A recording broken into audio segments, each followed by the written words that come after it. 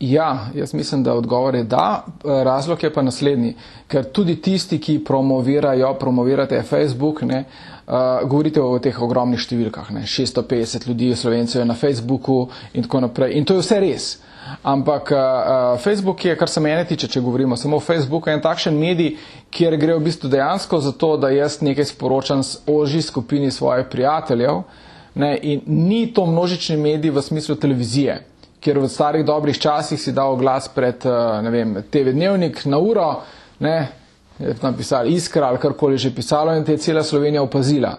Zdaj, če si kakšen od teh oglaševalcev, ki razmišljajo na star način, razmišlja tako, 650 ljudi je tam gor, bomo mi objavili en plakat, en oglas in nas bodo vsi opazili, enostavno to ni res.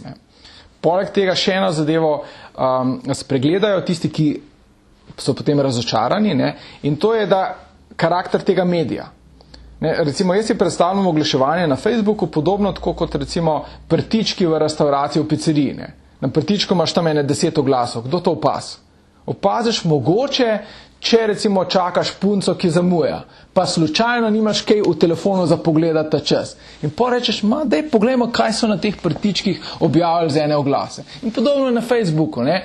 Ti ne greš gor gledati oglase, ti greš gor pogledati, kaj je tvoj prijatelj objavil, kje je bila prijateljica, kdo je kaj novega kupil, koga je nekaj razjezil prejšnji večer.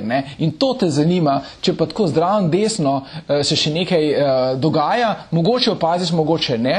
Se tudi opaziš, se ne rečemo, da ne delujejo oglasi, ampak ni to tistega buma, zdaj bomo pa naenkrat z enim medijem razturili, tega ni.